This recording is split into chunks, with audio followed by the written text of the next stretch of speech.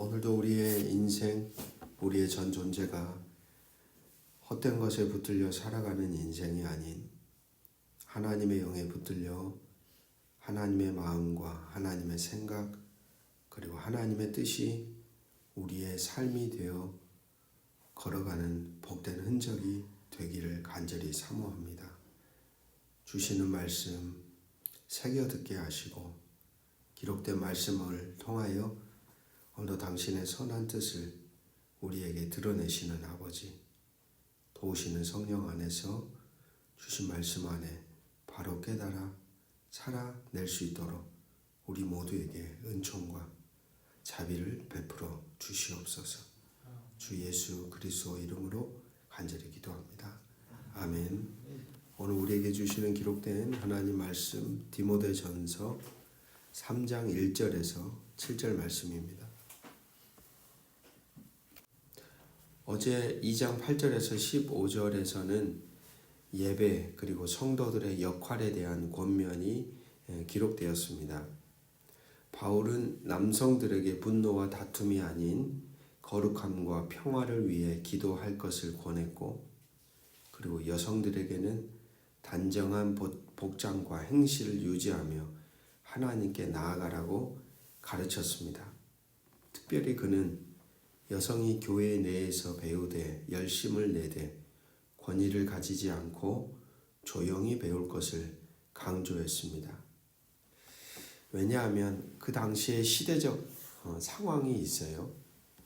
그러니까 오늘날에도 교회 안에서 여성들은 이 말씀을 그대로 적용해가지고 교회 안에서는 권위를 가지지 말고 조용히 배워야 한다라고 곧바로 이야기하기는 어렵습니다.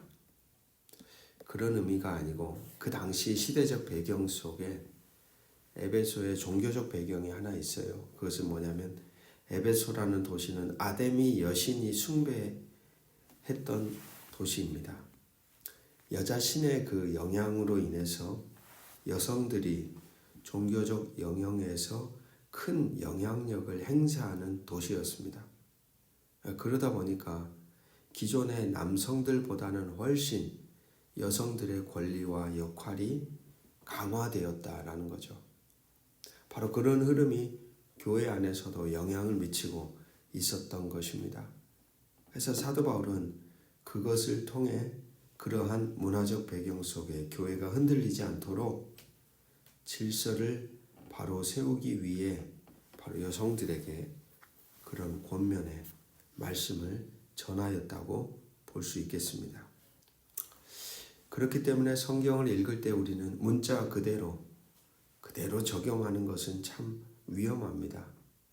어떤 배경과 맥락 속에서 말씀이 기록되고 있는지를 늘 생각하며 말씀을 바라봐야 한다는 것이죠. 이어지는 오늘 본문 그리고 내일 본문에는 교회의 직분자들에 대한 이야기들이 언급이 되고 있습니다. 특별히 오늘 본문은 교회의 지도자인 감독입니다. 감독의 자격을 다루는데 바울은 교회의 감독이 되려는 열망을 선한 일이라고 인정하면서 그것을 위한 구체적인 하나의 자격을 제시하고 있습니다. 이러한 자질들은 단순한 기능적인 능력이 아닌 깊은 영성 그리고 인격을 그 안에 담고 있죠. 1절 말씀 보시면 미쁘다 이 말이여 곧 사람이 감독의 직분을 얻으려 함은 우리 같이 한번 따라해 봅시다. 선한 일을 사모하는 것이라. 선한 일을 사모하는 것이라. 교회 공동체의 직분이라는 자리는 군림하고 높아지고 거머쥐는 것과는 애시당초 거리가 멉니다. 세상은 자리라는 것이 그 존재를 한없이 높이죠. 성경은 자리라는 것이 높이는 게 아니라 한없이 낮춥니다. 방향이 달라요. 전혀.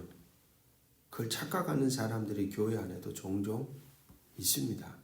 목회자를 비롯해서 직분자들 가운데 오늘 바울의 권면에도 바로 그런 의미가 그대로 묻어나고 있죠.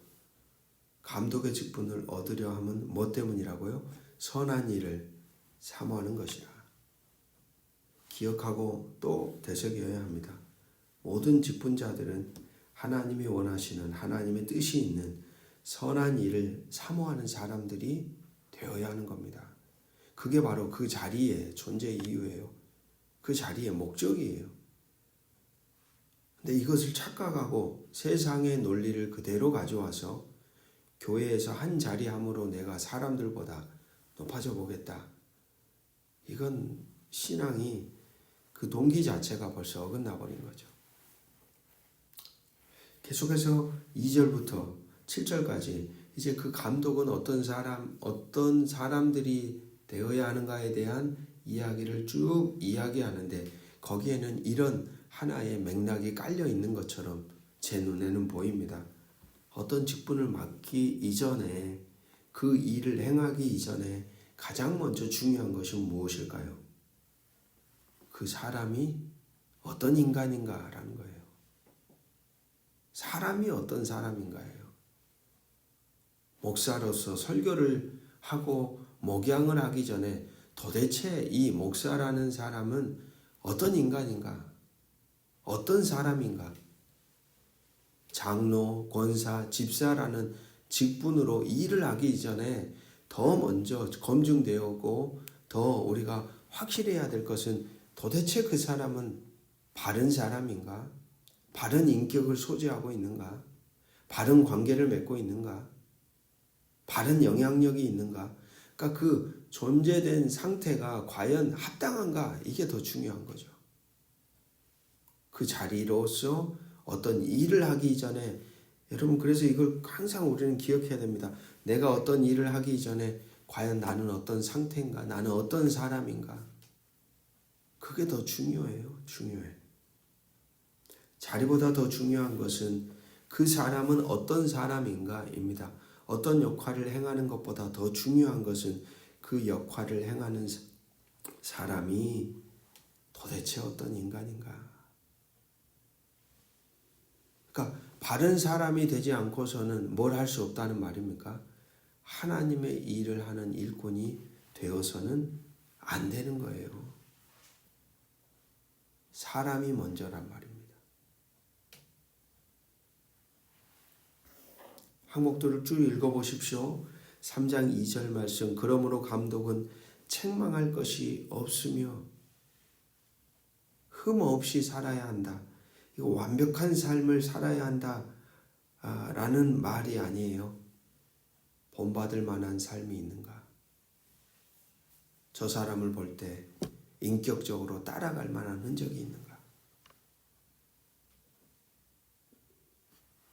그렇습니다. 지도자의 삶이란, 직분자들의 삶이란 어쩌면 여러분 한 나라의 지도자도 한 나라의 어떤 백성에 의해 국민에 의해 뽑힌 사람도 그들의 삶에 엄중한 책임이 있지 않습니까? 왜입니까? 그들의 삶을 많은 사람들이 뒤따라 걸어가기 때문이죠. 바라보기 때문이죠. 삶에 대한 책임이 부여되는 것처럼 교회 안에 있는 신앙의 공동체 안에서 세워지는 사람들도 역시 당연히 삶에 대한 책임이 있어야죠. 목회자로 살아가면서 사람들에게 어떻게 평가되는 거 상관없이 제멋대로 마음대로 살아간다면, 그래서 사람들의 입에 오르내린다면 사실 그걸 내려놔야죠. 아니 그 자리를 그만둬야 되는 거죠. 삶에 대한 책임이 있는 겁니다. 오늘 감독에 대해서도 얘기합니다. 책망할 것이 없으며 한 아내의 남편이 되어야 한다. 사도 바울 당시 사회에서 일부 다처제가 존재했습니다. 그러나 바울은 교회의 지도자가 한 아내에게 신실한 남편이어야 한다고 가르치고 있죠. 그것은 가정 안에서부터 가장 가까운 사람들로부터 바르게 지지를 받고 바르게 인정을 받고 바른 관계를 맺고 살아가고 있는가라는 것을 묻는 것이죠. 4절에서도 똑같이 이야기합니다. 자기 집을 잘 다스려 자녀들로 모든 공손함으로 복종하게 하는 자라야 할지며 사람이 자기 집을 다스릴 줄 알지 못하면 어찌 하나님의 교회를 돌보리요. 가장 가까운 관계조차 제대로 유지하고 지켜내고 인격과 덕망으로 존재하지 못하면서 과연 그 외에 어떤 것들을 세울 수 있을까요? 자기랑 가장 가까운 관계 안에서 하나님이 원하시는 가정을 이루는 것이 최우선입니다. 가장 가까운 이들과의 관계가 사실 진짜입니다. 다른 모든 관계가 아무리 좋더라도 가장 가까운 사람들과의 관계가 무너졌다면 사실 가짜일 수 있죠. 다 무너진 것입니다. 그것은.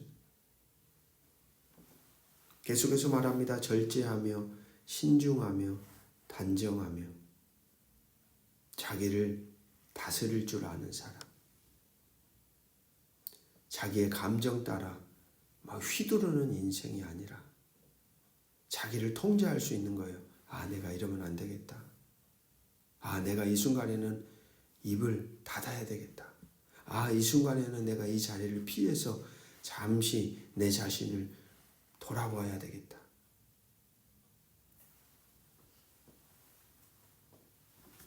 계속해서 말합니다. 나그네를 대접하며 가르치기를 잘하며 어떤 사람들과도 이어지는 사람입니다. 경계를 세우고 담장을 세우고 사람을 평가하고 판단하고 정죄하고 나누는 사람이 아니라 어떤 나그네들을 향하여서도 환대한다는 거예요. 그들에게 마음을 쏟아 주님이 우리를 그렇게 대하셨던 것처럼 대한다는 거예요. 3절 말씀, 술을 즐기지 아니하며 구타하지 아니하며 오직 관용하며 다투지 아니하며 돈을 사랑하지 아니하며. 자리에 세워진 사람들, 교회의 직분자들은 그리스도께서 보여주신 사랑과 자비의 마음을 품고 사람들을 대합니다. 그리고 어떤 상황 속에서도 자기 안에 지켜야 할 온유한 마음을 끝까지 지켜갑니다. 그리고 말합니다. 돈을 사랑하지 아니하며. 많은 교회 공동체가 물질적인 것으로 무너지죠. 목회자가 돈에 연루되기도 하고. 물질의 유혹이 많은 시대에 교회의 지도자는 청렴함과 검소함을 지키며 재정적 유혹에서 자유로워야 합니다. 왜냐? 돈보다 하나님과의 관계가 더 중요하기 때문입니다. 그것이 그 존재를 무너뜨리기 때문이죠.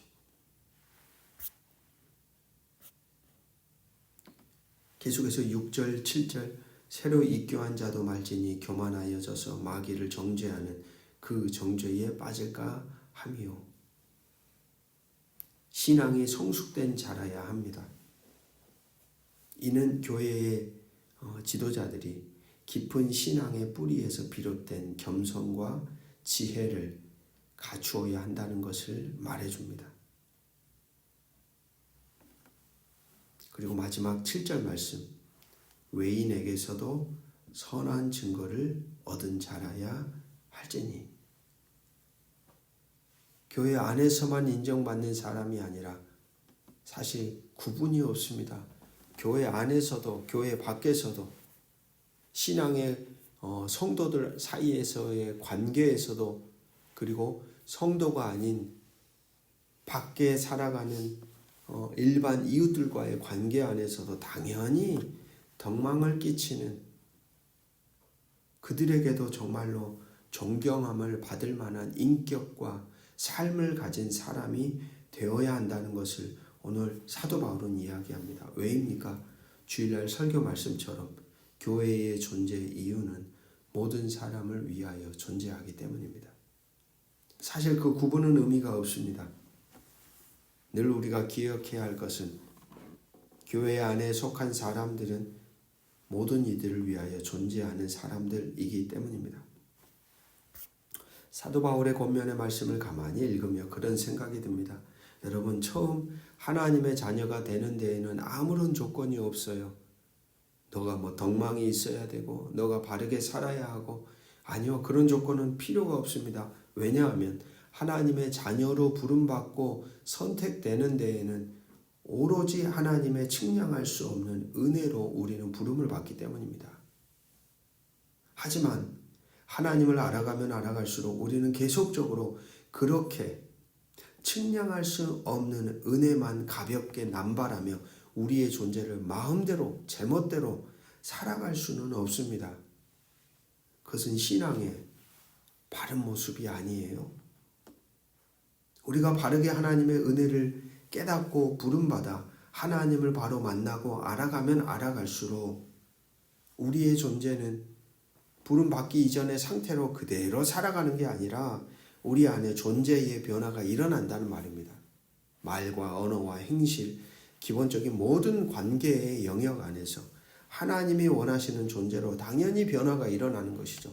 변화가 없다면 사실 우리의 신앙은 죽은 거죠.